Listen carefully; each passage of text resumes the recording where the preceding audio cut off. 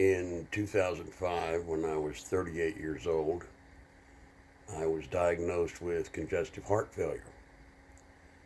That's pretty big news for a 38-year-old, I gotta say. Um, I proceeded to ask that doctor, Dr. Theodore Ritzer, I'll never forget him as long as I live, uh, what I could expect. What would be the progression of this illness? And of course, he explained to me that it is degenerative, that there is no cure for it. Contrary to common belief, there is no cure for congestive heart failure. Um, that I would gradually get more and more tired. I would gradually spend more and more time sleeping every day. Um, Stamina would be reduced again, bit by bit. Um, and then he warned me that, because I asked him, I said, how long can I live with this? I was 38 years old. I had small kids. I said, how long can I live with this? He said, well, it can go, a couple different ways. You could live another 20 to 30 years, or you could be dead tomorrow. And that's when he warned me that there's this thing called sudden cardiac death. Sudden cardiac death. It's simply when your heart just stops. It just stops. There's no great big, grabbing to the chest and pain. It just stops beating. Um, so that was really a turning point in my life. Um, that was in 2005. And it was in 2006, 2007 that I got more serious about chasing the dreams that I had. Uh, and not so much about chasing the dollars. Um,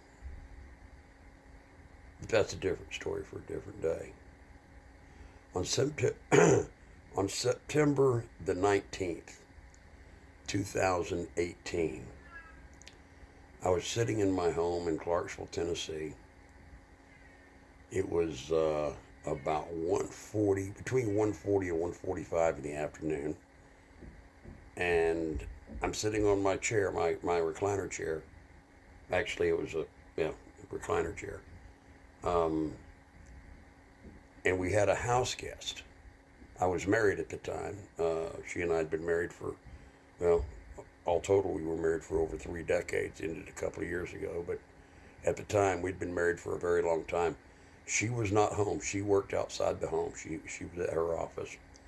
And we had a house guest, a guy named Mac. And Mac, I guess, had gone to the bathroom. And that was when it hit. That was when the sudden cardiac death hit. I didn't feel nothing, didn't know nothing. Just nothing. It was just nothing. I later heard the 911 call that Mac made to emergency services, first responders. Particularly thankful for the 2 Clarksville police officers that came. Just 2 of the people that helped save my life that day. Um, one of the 2 cops, first of all, one of them I knew. She knew our family for quite some time. She'd gone to high school with our son David, and so we knew Samantha for a long time. And the other cop, his name was Seth. Shout out to Seth Trauber, a man I call Bones. Why do I call him Bones? Well, as it turns out, when he was giving me CPR that day, he broke 2 ribs and severely cracked my sternum.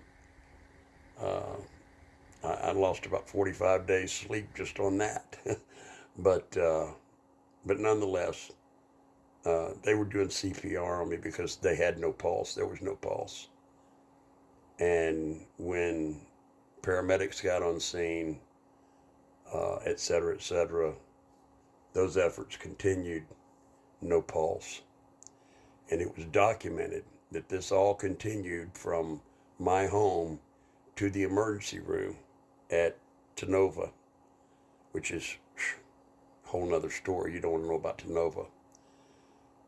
But it's the closest hospital, so that's obviously where they took me. I needed to go to the closest medical facility.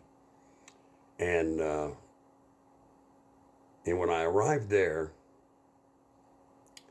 my cardiologist at the time, it was not Dr. Ritzer anymore. Dr. Ritzer retired and then passed away.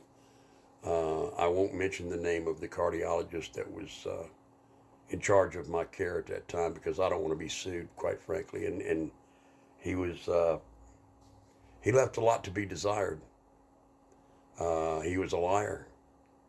He gave up on me much too quick. Although that part of it I can understand, because by the time I had gotten to the emergency room, I had been without a pulse for nearly 10 minutes. Guys, if your heart's not beating, you're dead. And I've had on occasion I've had people say, "Well, you're not really dead. You just don't have a pulse." And guys, if your heart's not beating, you're dead. I know something about this. So they had me on a ventilator. They got me on a ventilator. They did reestablish a pulse. My youngest son Frank sat and watched me in the ER bay, and he said I just knew that I was sitting there watching my father die. The doctor convinced my then wife that I had at some point signed a DNR, but now she needed to sign one. A DNR, for those of you that don't know, it's a do not resuscitate. If I die, let me be dead. Don't try to bring me back. Well, I'd never signed such a document, but he had convinced her to do so. And prior to them pulling the plug on that ventilator, so to speak, it was my youngest daughter who stepped up and said, "Wait a minute. Wait.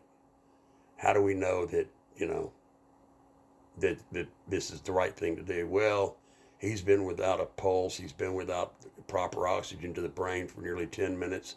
His brain is dead." And she asked, "Well, do you have any tests that you've run that prove that?" Well, they didn't. Long story short, she saved my life. She refused to let them give up on me before we found out whether or not my brain was actually dead. And that required a trip to Centennial Medical Center in Nashville, Tennessee, where I would spend over a month recovering from this. Well, it was during that stay. I'd been there for about 2 weeks, living in this fog. I call it the death fog. Trying to come out of this thing. And one day, my wife asked me, she said, when you were out of it, but she wasn't even sure what to call it, she said, did you experience anything? Did you see anything? She was wondering if I'd seen pearly gates and streets of gold. And I had been contemplating for those 2 weeks.